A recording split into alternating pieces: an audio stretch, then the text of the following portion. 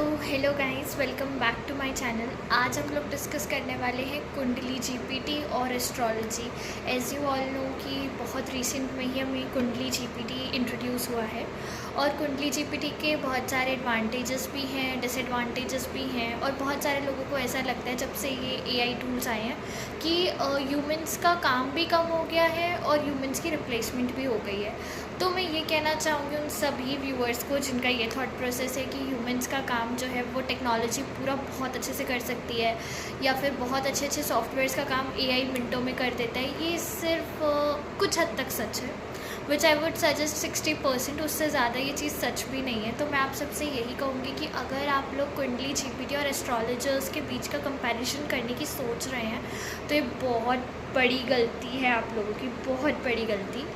क्योंकि कुंडली जीपीटी जो है उसके पास एक डेटा है, वो उस डेटा से एक्यूरेट रीडिंग निकाल रही है, जैसे कि लग्न, मून साइन, ज़ोडिएक सब कुछ उसके पास आ रहा है, place of birth, time of birth और नेम, उससे वो निकाल पा रही है। बट एस्ट्रोलॉजर्स इतने सालों से प्रैक्टिस करते हुए आ रहे हैं, कुछ ऐसी चीज़ें हैं जो डेटा में ना होके, मतलब रिटन फॉर्मेट में ना होके एस्ट्रोलॉजी पीढ़ी दर पीढ़ी जा रही है, मीन्स इनहेरिटेड है। जैसे कि अगर कोई एस्ट्रोलॉजर है तो उसके डैड भी एस्ट्रोलॉजर ने उसको कुछ सिखाया है या उसके ग्रैंड पापा ने कुछ सिखाया है।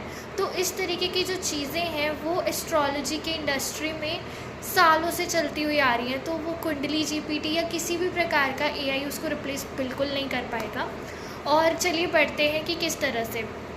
सपोज़ आपने अपने डिटेल्स दे दिए, एआई ने चार्ट जनरेट कर दिया, आपको कुछ पर्सनलाइज्ड रीडिंग्स करके दे दी, बट वो ना तो आपको बहुत अच्छे सजेशंस दे पाएगा, ना ही वो आपको वो गाइड कर पाएगा कि आपको आगे क्या करना है। वो बस उस पर्टिकुलर डेटाबेस को पकड़ के कि उसको ये समझाए कि इस एस्ट्रोलॉजी में जब अगर कभी मून इस वाले बॉक्स में हो तो इसका मतलब ये है, इसमें हो तो इसका मतलब ये है, और कुछ नहीं वो कर पाएगा। लेकिन जहाँ आप एक एस्ट्रोलॉजर को कंसल्ट करेंगे तो वो आपको समझाएंगे कि इस वाले बॉक्स में ये है ज़रूर, पर आप इसको कैसे रिकवर कर सकते हैं, कैसे उन चीज़ों को ठीक कर सकते हैं। जैसे अगर आपको कोई कह रहा है कि आपको कोई हेल्थ इशू आने वाला है अक्टूबर में और आप इसके बारे में जान रहे हैं अभी, तो कुंडली जीपीटी सिर्फ आपको वो बता सकते हैं कि ये हेल्थ इशू है, ये आएगा, उसके ऊपर किस तरह से रिएक्ट करना है, कैसे करना है, वो एआई या फिर कुंडली जीपीटी नहीं बता सकते क्योंकि उसमें इमोशंस नहीं है। Whereas if you'll consult an astrologer,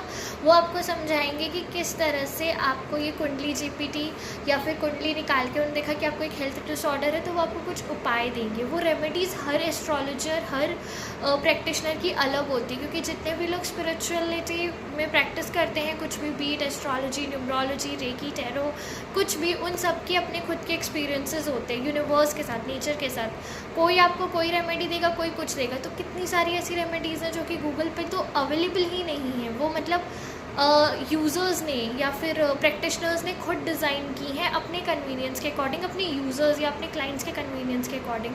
तो मैं यही कहूँगी आप सबको कि कुंडली GPT is good for you.